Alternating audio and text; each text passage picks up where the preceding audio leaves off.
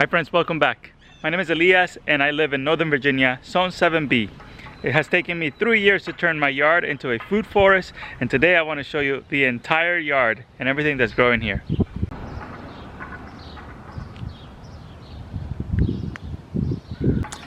When I bought my house in 2020, this was just a normal lawn with crabgrass and some weeds. And immediately after signing the documents, I went to SubTropical and I ordered a bunch of wood chips. Arborists will send them to you for free. I had them dump them right here. And I covered most of the front lawn with cardboard, and then I put wood chips on top. Then I went to Home Depot and I created very small raised beds that cost very little to put in. These guys right here. And this year I actually made them a little bit bigger, but they used to be 5 foot and 3 feet wide. And now they are 3 feet wide and 13 foot long. And then I found scrap wood and I created little boxes. And at the very front here, I grow a ton of flowers for the neighbors and for the pollinators. You can see here, I focus on things that are pushing the boundary zones.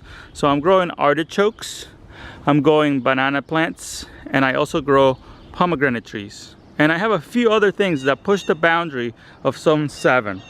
These right here are yellow canna lilies, and I also have your standard flowers that you'll see in other places like dahlias. I have milkweed for the butterflies, and then I have just regular flowers to beautify the garden a little bit. This right here that you see chopped is comfrey.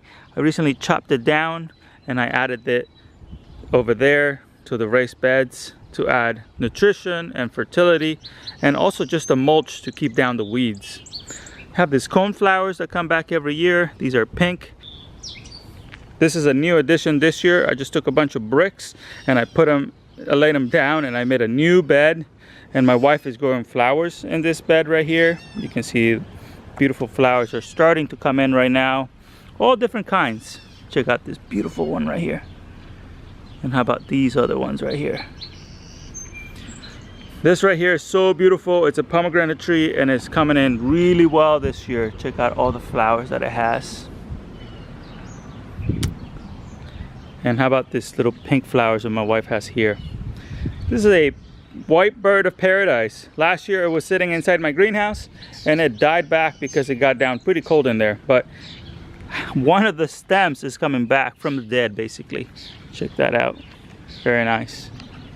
So in the front beds here, I like to grow just annual vegetables. So I have annual vegetables here. I have eggplants, I have peppers, and then I have tomatoes over here. This front lawn produces more tomatoes and more potatoes and peppers than we can ever eat. So I could totally just grow everything I need here in this very small space of the yard. But I decided to turn my entire house into a producing food forest. So come with me to the backyard and I'll show you what's going on back here. When I first bought this property, it was full of weeds and a lot of weedy grass. And there was a huge tree here that we had cut down. It was like a maple tree about that size, but half of it was rotten, so I had to take it out. But that created a lot of sunshine back here, and I decided to bring in a bunch of fruit trees. I love collecting pawpaws in the wild, and then I eat them and I save the seeds and then I sprout the seeds. So I have this pawpaw tree right here that one day, I'm hopeful, will produce pawpaws. And there is a bunch of them planted all in this row right here. I'll show you one right here. There's one every 3 foot or so. There's another one right here. Since I know the pawpaws will take 6 to 10 years before they make any fruit, then I decided to put in a trellis here. So I decided to put in grapes, blackberries, and some fig trees along this fence line so that I can get production while I'm waiting for the pawpaws to grow and start producing fruits. So let me show you how the grapes and the blackberries are doing right now, the job that the pawpaws will do in about 6 years. So the pawpaws like to grow in shade, and here they are growing in the shade of these grape vines. And check out how many grapes are on the vine this year. We're gonna have a huge crop of grapes. And in between that, I didn't mean for this to happen like this, but I planted a blackberry tree over there and it has just grown all the way over here. And check out how many blackberries are here, growing symbiotically with the grapes. They're just growing next to each other. They don't bother each other. So it's quite well. It's a good system. And 2 years ago, I put in these fig trees in here because I want to get even more production out of the green wall. And I have this figs here. They haven't made any figs this year. They'd made one fig last year, so I'm hopeful that it produces quite a few figs this year, but we'll see what happens. But here is the fig trees. You can see them there. There's, I think, 2 of them, but this one might be multi-trunk. What happens is that they produce several trunks from the bottom, so they start spreading a little bit. Every once in a while it gets a little weedy in the backyard, so you can see all of these guys right here. They have a ton of this weed here, and it's really invasive. I think this is a morning glory. I think that's what it is. You need to just come in here and take that down. And this area used to be the original blackberry spot, and check out how many blackberries are here. Last year we got like 3 1-gallon size bags of blackberries just from this little patch. And I have a separate vine here for grapes. This is a Concord seeded grape that has so many grapes right now. These raised beds right here used to get a ton of sun, so I used to grow corn, eggplants, peppers, all sorts of things in here. But now this elderberry bush that I planted only 3 years ago is humongous and is producing so many berries that I cannot even eat them all. I used to put a netting over these guys to prevent the birds from eating it, but now it produces so much that I don't need to worry about protecting them. Check out how tall that has gotten. I bought this house in September of 2020 and I started planting right away. So I planted my first crops that fall of 2020, and then in 2021, 2022, 2023, I planted more and more fruit trees, and now it is quite filling in. This thing used to be just grass, and let me walk in here and show you how much shade I have created.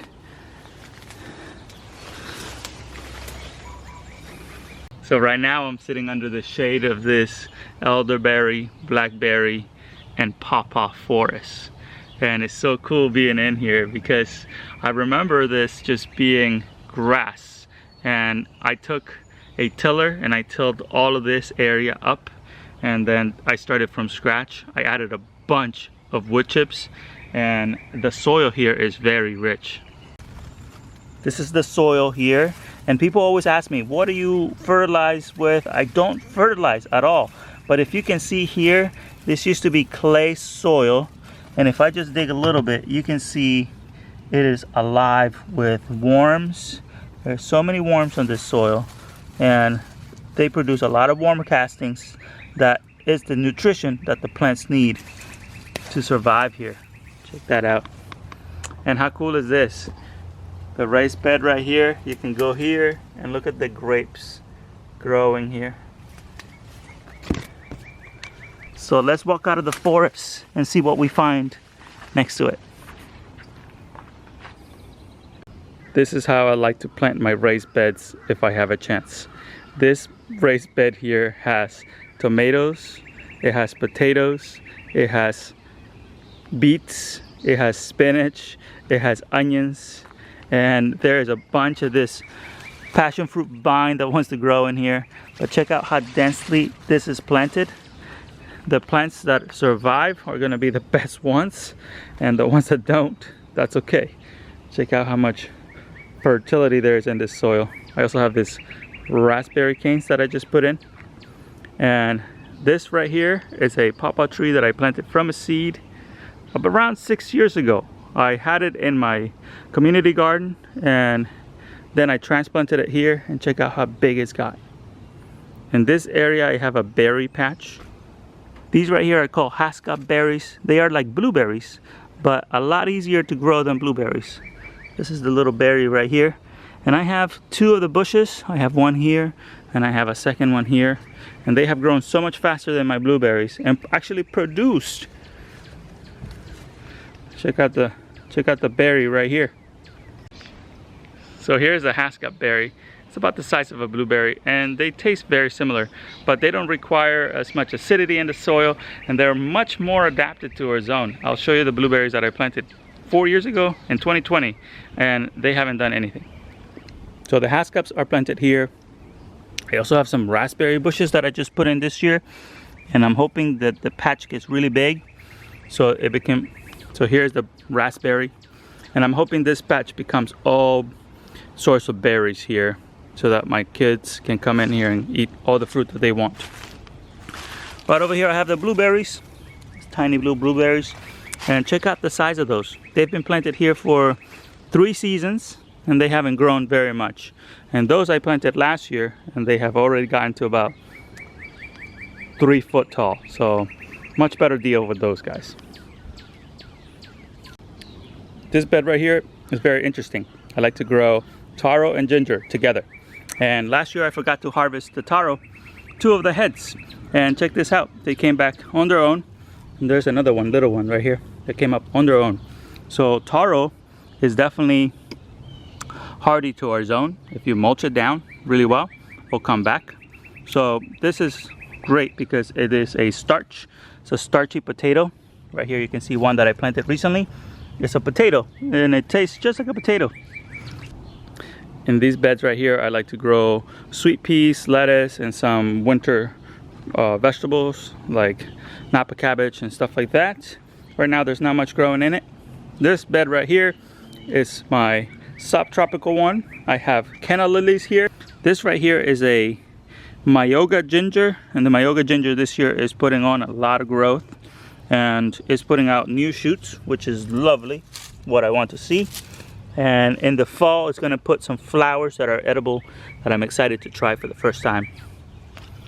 This right here is a bamboo trellis that I made a few years ago, and I planted my hardy kiwis at the base of them to hope for this thing to get loaded in kiwis.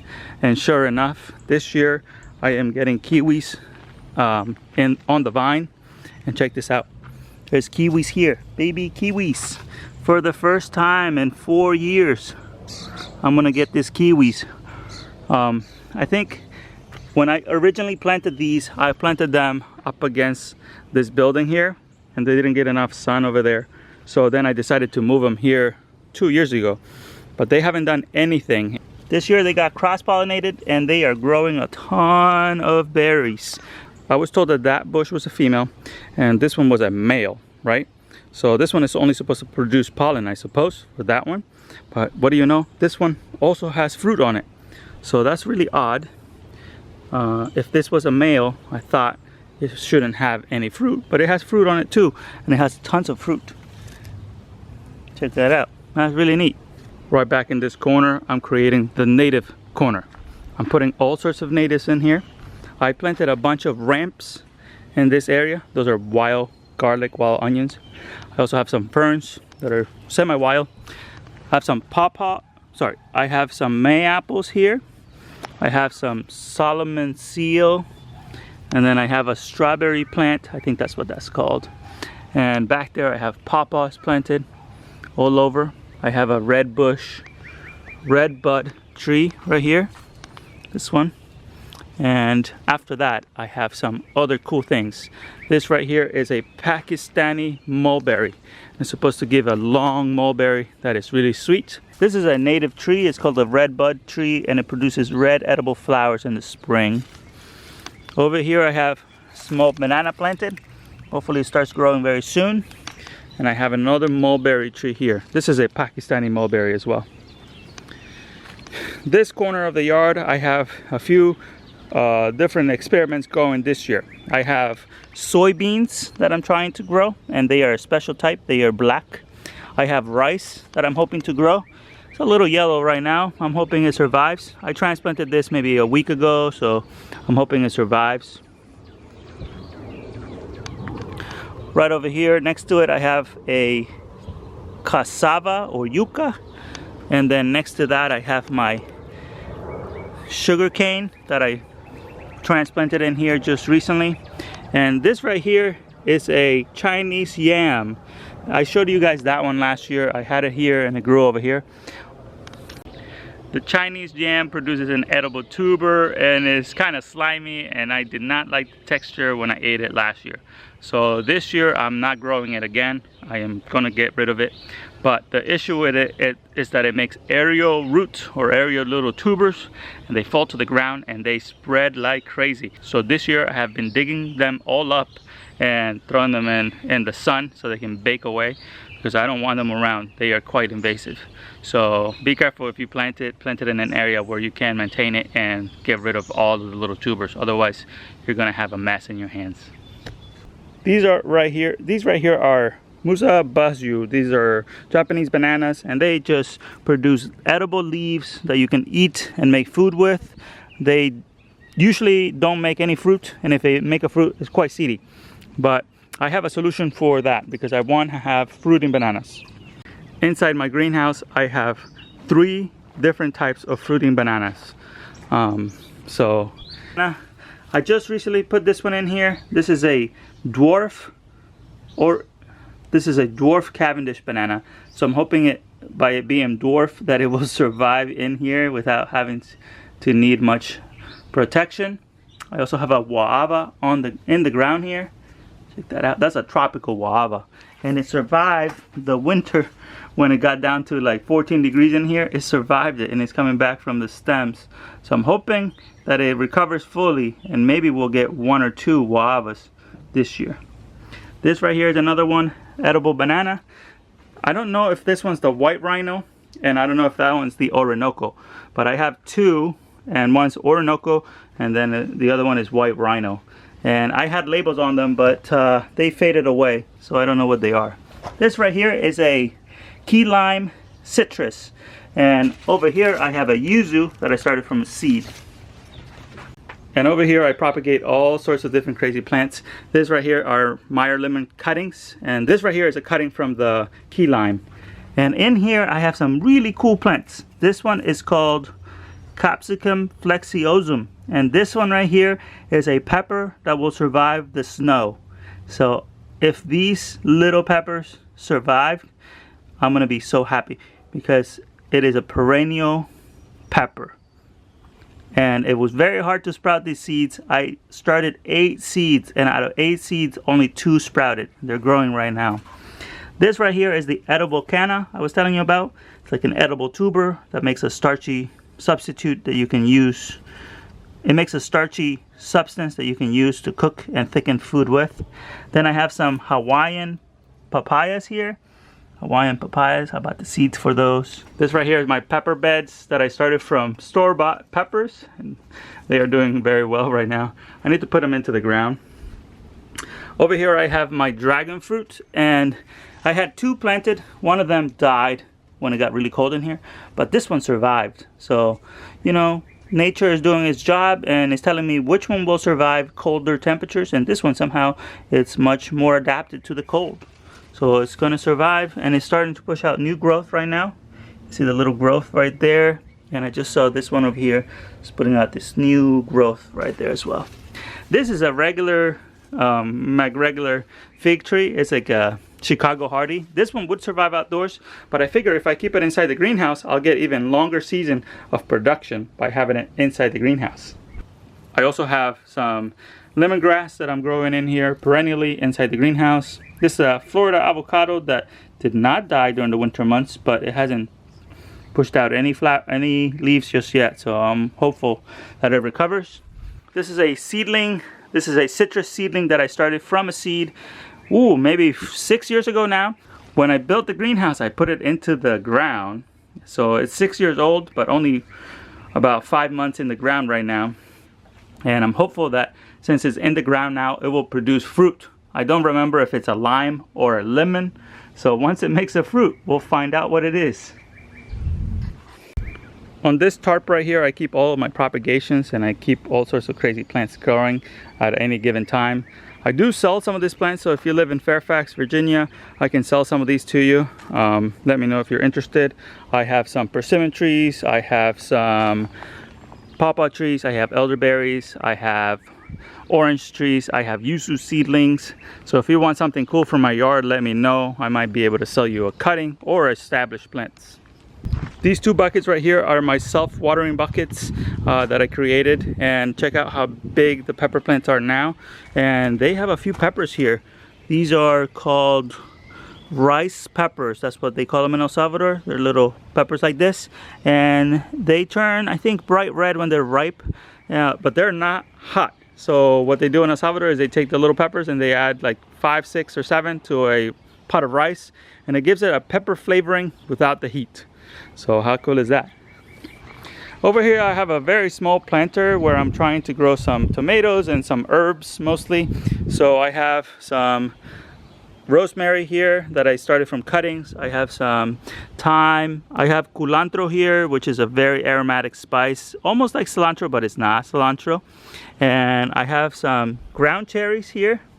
How cool is that? I think this one came up on its own, so I'm just letting it grow here. And this is a tomato volunteer that just came up on its own, and I'm letting it grow to see what it is.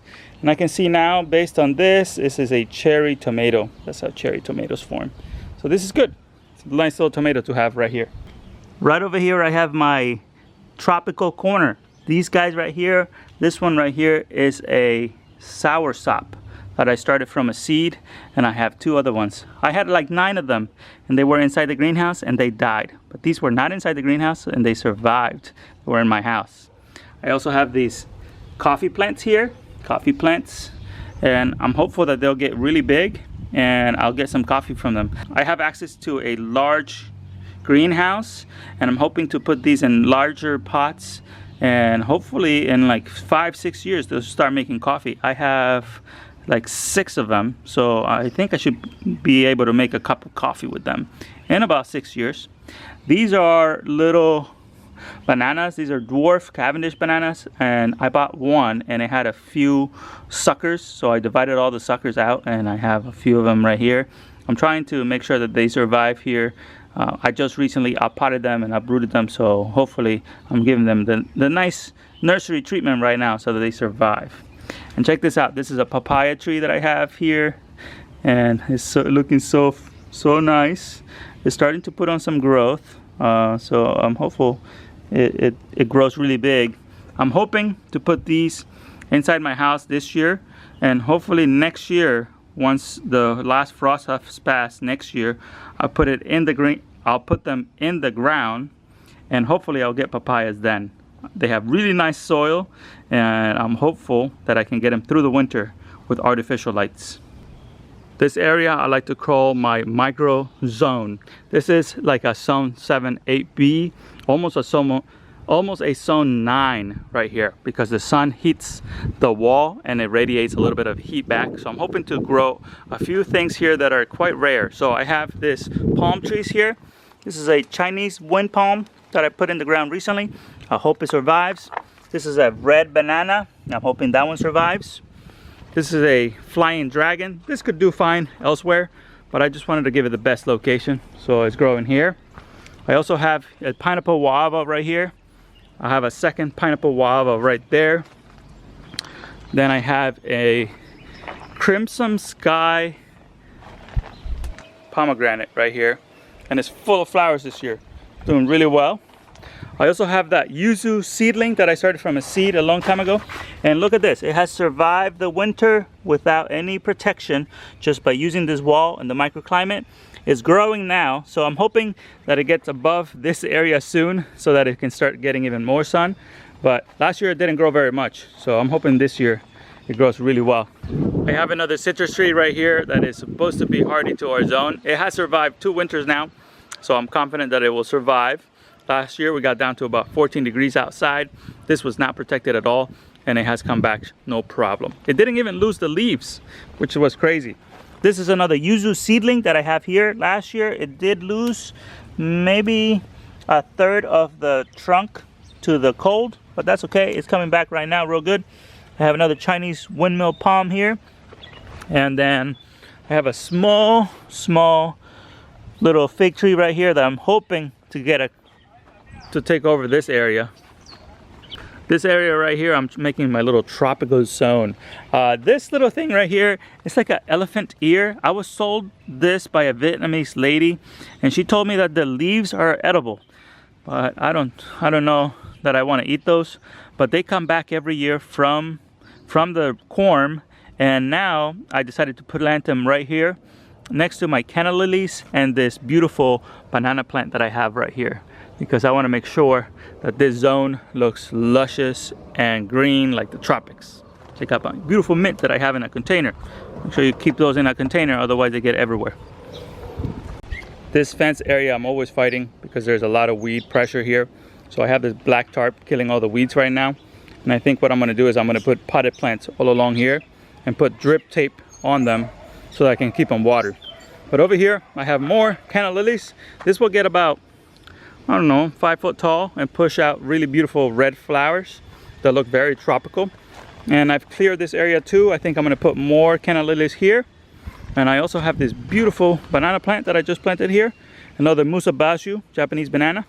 And then over here, this is a prickly pear that makes a fruit about this size that is edible. So I'm hoping that it produces fruit here. And that's not even everything, my friends. I have this little space back here. It's a little lot that is annexed to my property. And this one is the back orchard. And I have a bunch of trees in here. I'm going to show them to you quickly because this video is getting quite long already. So this little lot here is behind this neighbor and that neighbor, and I have access to it right here. And it is my property. I have a deed for it. Anyways, here we have potatoes. I have a fig tree growing here. Right back there is where I had my bananas last year, and I dug them all out, and so I thought. But then there's a few coming back. So I'm gonna let those grow this year.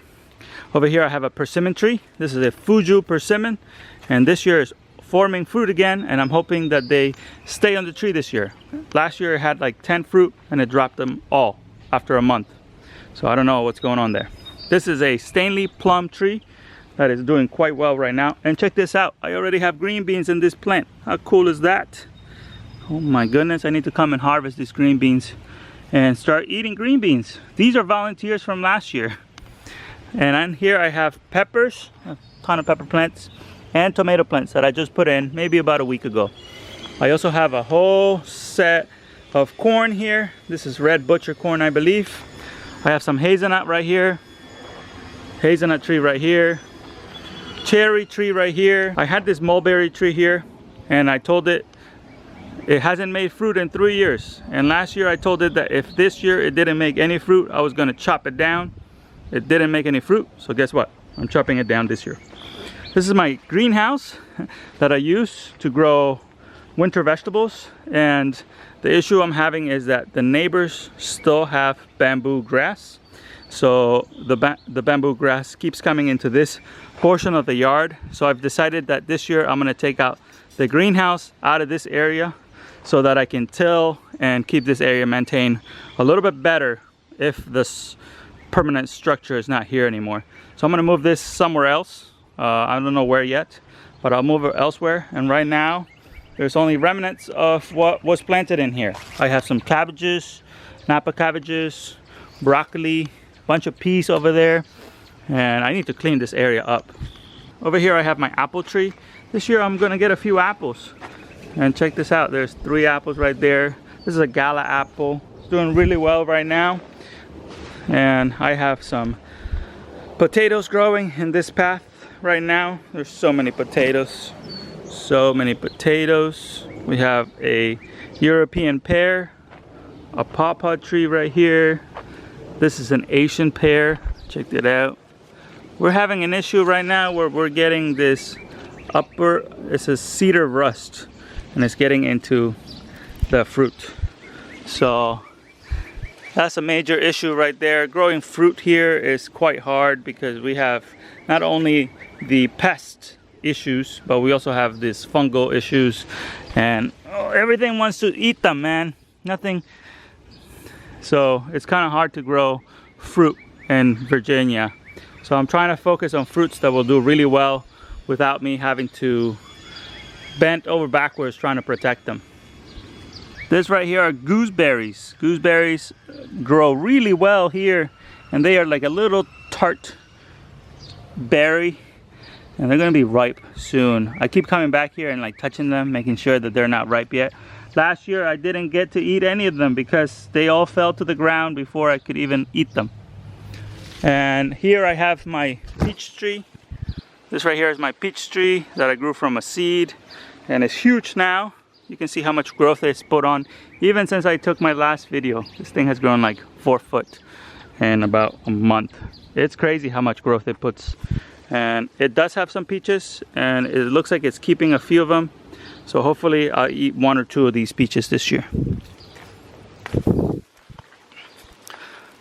Lastly, I have my nectarine tree that was sold to me as a peach tree, but turned out to be a nectarine. And this one also has a bunch of issues. This one has this issue right here where this bugs get inside of it and then they drop every single year. So last year what I did is I put a net over it, but then the net didn't allow much airflow, so then everything got moldy and still dropped anyways. So there's no winning unless you're willing to spray. I know there's a clay-based mineral that you can spray on here, but I didn't do it this year. I try not to spray anything, even if it's organic. So I really need to do more research, figure out what trees do best in my zone, and plant those instead. You know, what's funny is that I actually did a lot of research, and I planted varieties that were supposed to be good for our zone and were disease resistant, but the nursery that I bought it from, they sold me a nectarine tree that was they sold it to me as a peach tree, and then it turns out it's a nectarine. So even if you do a lot of research, you don't know what you're going to be sold by the nursery, because they make mistakes too. And I know there's better nurseries, and I think I should start using better nurseries to buy my trees from, because it is quite an investment. I mean, I have 3 years invested in that tree and it keeps dropping the fruit. So, you know, at some point here I'm gonna have to cut my losses, cut the tree down, and put something else in there, like a pawpaw tree or a fig tree that just produces on neglect. And this year I got very lucky. My neighbor has allowed me to garden her yard. So check out the side of her yard. It's full of grapevines and blackberry vines that are coming over from my side, and we get to eat all of these too, because it grows into her side, and she doesn't really eat much of it, and she just lets me come into her yard and pick this side. But she's also given me access. She has also given me access to the entire backyard over here. So I have a Three Sisters corn patch back here that is doing really well. So this is the garden in the back. Right now you can see my peach tree back there, and right here is the other side of the yard. And I'm gardening only this little bit right now. Well, this is quite spacious also though.